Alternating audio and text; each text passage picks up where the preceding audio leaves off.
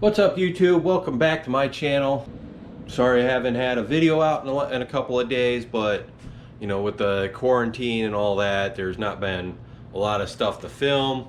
The weather's been terrible here, and I've got some personal stuff going on. Nothing bad, but I had to do some work around the house because my parents are coming from Florida, so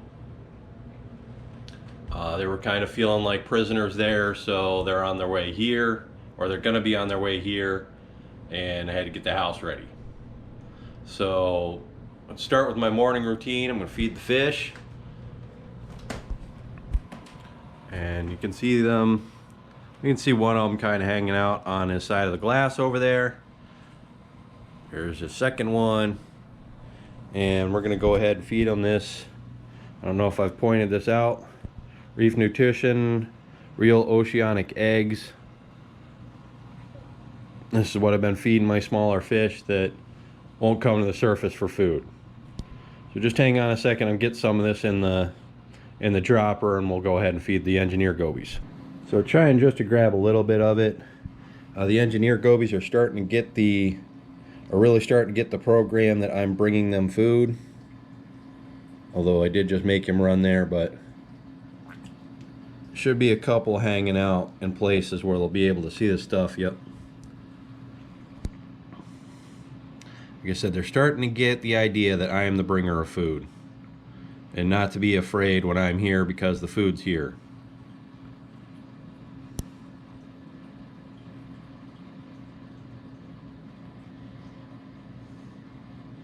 They're starting to get pretty efficient at eating this stuff.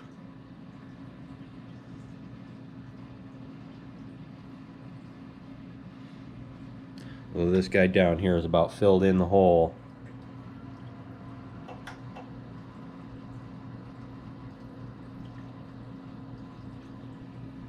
But I'm trying to get more open and aggressive with my movements as I'm feeding them, so that they know that the big moving thing is what brought them the food, and not to be afraid of the big giant thing. So like I said, they're pretty open and feeding now, which means we are well on our way to them feeling so secure in this tank that they don't have to hide at all. That's the goal. Algae's looking pretty good. It's pretty much hit like a balance point at this point.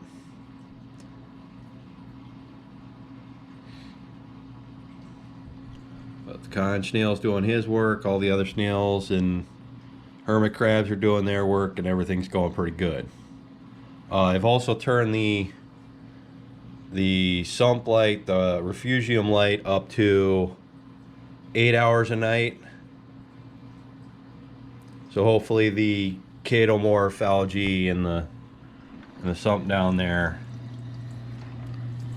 will suck up the nutrients before the algae has a chance to. Skimmer's working good. I'm gonna have to empty that in a minute. I don't know if you noticed, I have taken this hose, I've gone ahead, looped it up here, because the valve on the end of that thing isn't as good as I originally thought, and it does leak. So I had to loop it up here so that the skimmer fluid won't make it to the valve and leak out.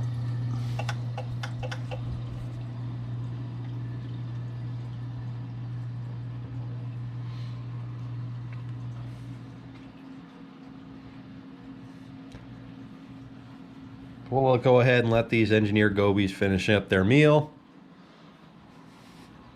We throw a few fish eggs in here for the clown goby.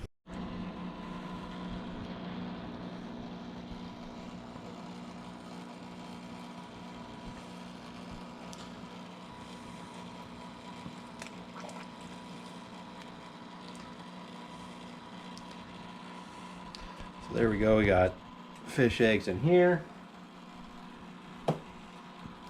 and all the fish are gonna go crazy.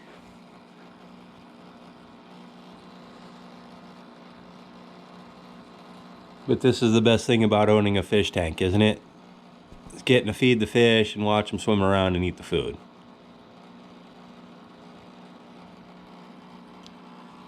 The NEM looks like it's moved back under this rock again. It was laying on the sand last night. Just keeps moving around, can't decide where it wants to be. Emerald crab trying to be sneaky and hide in the corner.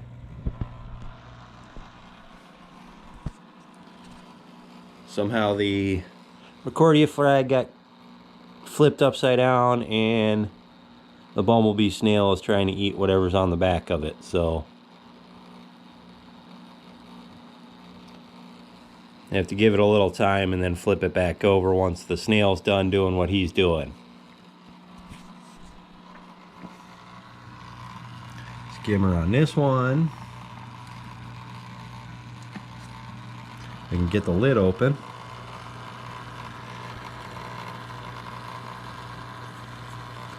It's working really good. I mean, it's definitely getting a nasty fluid in this cup that I have to periodically empty.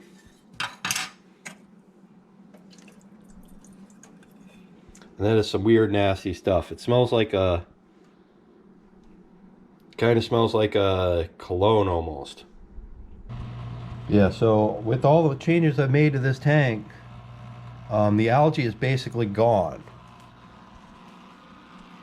Between that and maybe removing the bristle worms, I mean, most of the detritus gunk is gone from at least the bottom and stuff like that. I mean, these areas back here in the corners used to be just absolutely loaded, and now there's nothing. So I still have some of this dusty crap from the bristle worms on the rocks, and I'm going to start getting back into trapping them again. But man, this tank looks so much better than it did. I'll try and throw some pictures up here of what it used to look like, just to show you how much better it is. As you can see, it's pretty much a complete disaster. Do however have these two clownfish that have been with me for 5 years now, and a little Recordia frag I just picked up. I got two of these little micro power heads. So I'm going to put these dehydrated cucumber slices in here and just kind of see what happens.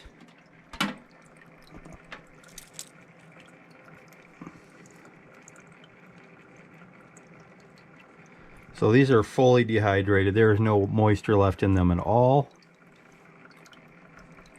And so far they're floating. So we'll see what happens after a little while in the water here. See if they eventually sink. That one went to the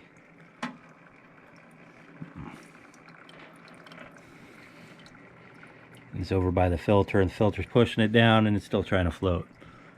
So we'll just keep an eye on that, see what happens with them. So I shot all that you just saw yesterday, and we're just going to do a little update for today before we close this out.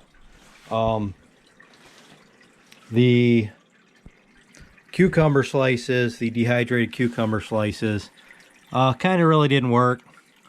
They just kind of floated at the surface and kept getting sucked into the filter inlet. I get a nice little look at one of the albino bristlenose over on rock here.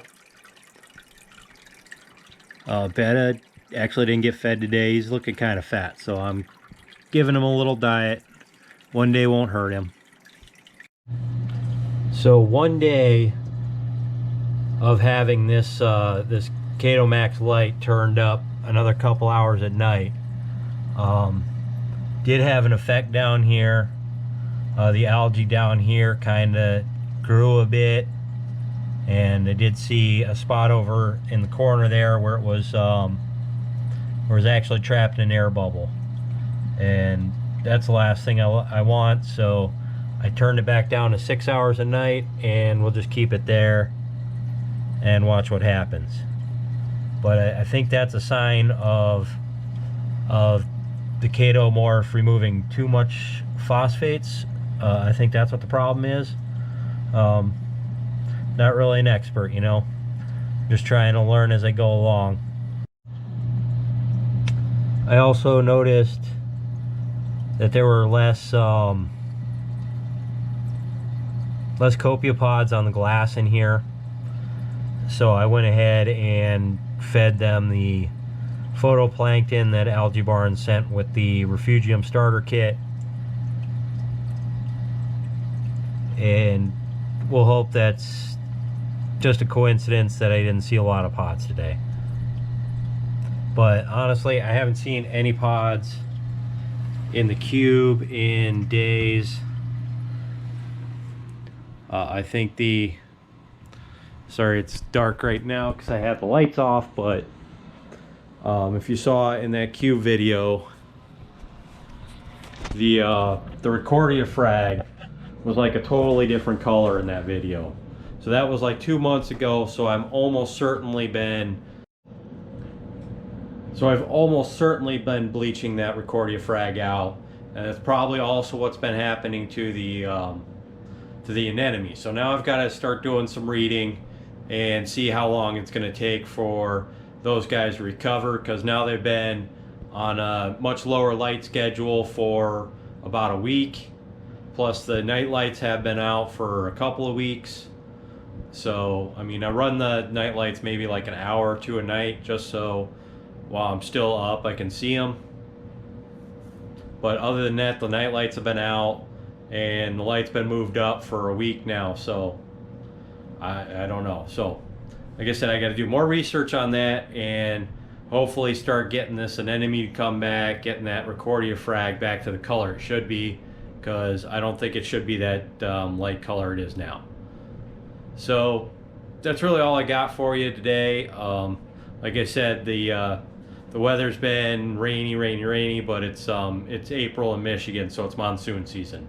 So that's kind of to be expected, but I've got some, you know, outdoor stuff lined up, and I would like some warmer weather for some of it. Even, you know, I'll go out in the rain, but I'd like some warmer weather for some of it. So until then, I'll see you next time.